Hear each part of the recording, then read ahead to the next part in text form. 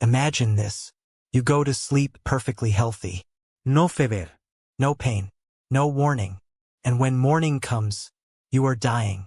In the middle of the 14th century, this became reality for millions across Europe. A sudden fever would strike. Painful, dark swellings would rise beneath the arms and along the neck. And within hours, or at most a few days, entire families vanished. Church bells rang so often that cities stopped counting the dead.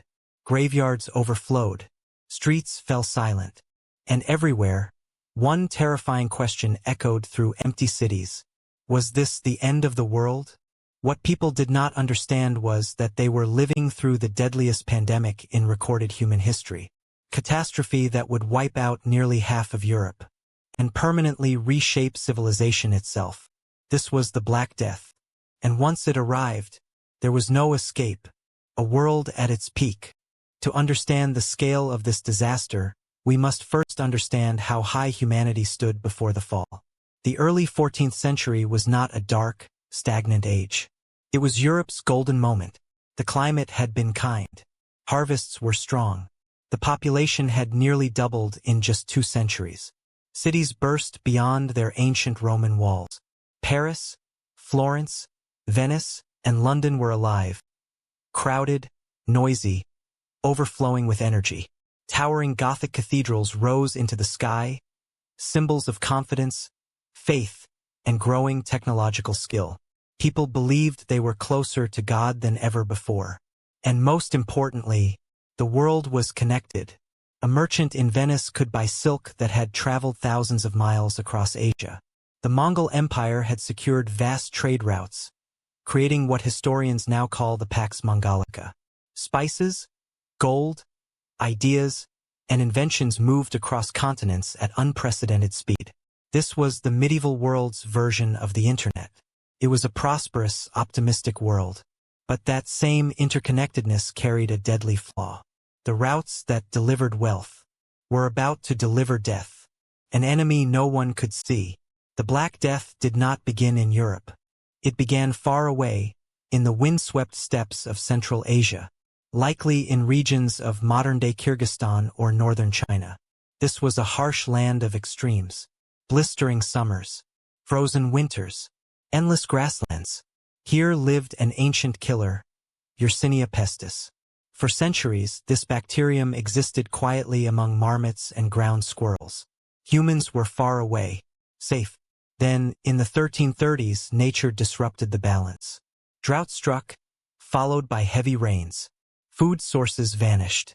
Rodent populations collapsed. Driven by hunger, infected animals moved closer to human settlements. And with them came their fleas. Somewhere along the Silk Road, the invisible leap occurred, from animal to human. The first victims had no idea what was happening. High fever, vomiting, agonizing swellings in the lymph nodes, the buboes that gave the disease its name. Rumors spread faster than merchants ever could. By the early 1340s, Mediterranean ports heard terrifying stories from the east. Whole regions wiped out. Cities emptied. Civilizations collapsing. Europe listened with horror but also distance. These were foreign lands. Distant tragedies. No one realized that the spices on their tables were traveling the same roads as their executioner. Caffa, where history turned. The turning point of the story lies on the Crimean Peninsula, at a city called Caffa. Caffa was no ordinary town. It was a wealthy, heavily fortified Genoese colony, the vital bridge between Asian land routes and European sea trade. In 1346, Caffa came under siege. The Golden Horde, a successor of the Mongol Empire led by Khan Yani Beg, surrounded the city. For months, the siege dragged on. Then a new enemy appeared. Plague spread through the Mongol camps. Living conditions were crowded. Sanitation was poor. Thousands of soldiers died, their bodies darkening with gangrene before death.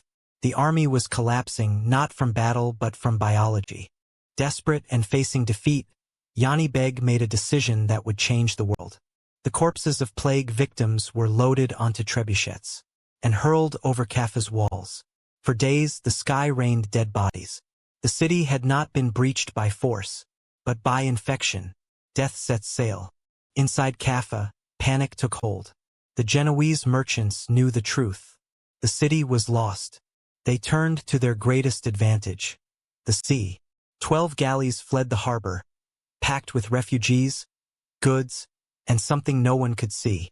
Plague traveled with them. These ships sailed through Constantinople and into the Mediterranean, the beating heart of European trade.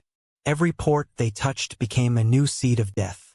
The first major European city to fall was Messina, in Sicily. When the ships arrived, dockworkers were met with horror. Most sailors were already dead. The survivors were delirious, covered in black boils, bleeding and screaming in pain. Authorities ordered the ships expelled. But it was already too late. Rats had escaped. Fleas had found new hosts. Europe had failed its first test. Cities of death. From the coasts, the plague moved inland, along rivers, roads, and trade routes. Paris, Florence, London, Barcelona. These cities were vibrant and wealthy, but hygienically they were tinderboxes, narrow streets, open sewers, timber houses blocking sunlight. When the plague arrived, it didn't just kill people. Killed cities. Doctors were helpless. There was no germ theory. They believed poisoned air miasma caused the disease. Some blamed planetary alignments. Others advised people not to bathe, fearing open pores. Patients were bled, weakened further. Buboes were cut open, spreading infection faster. Every attempt to stop the plague only fed it. Fear shattered society. The writer Giovanni Boccaccio described fathers abandoning children, wives leaving husbands, the sick sealed inside homes to die alone. Courts closed. Markets stopped. Laws meant nothing. The bells rang, until even the bell ringers died. Faith, madness, and blame. People believed this could only be divine punishment. Processions filled the streets, spreading disease even faster. When prayer failed, desperation turned to extremism. The flagellant movement swept across Europe. Men marched from town to town, whipping themselves until they bled, hoping pain would save humanity. And when that failed, people searched for someone to blame. A deadly conspiracy spread, that Jewish communities were poisoning wells. Despite official condemnations, mobs erupted. Entire communities were burned alive. The plague revealed not only biological horror, but the darkest sides of human nature. A broken world reborn. The countryside suffered too. Village vanished. Fields rotted unharvested. Animals wandered without owners. By 1351, the plague burned itself out. There were no victims left to infect. Between 75 and 200 million people were dead across Eurasia and North Africa. In Europe alone, perhaps half the population was gone. But from the ashes, something unexpected emerged. Labor was scarce. For the first time, peasants held power. Wages rose. Serfdom began to crack. The old world was gone. Art obsessed over death.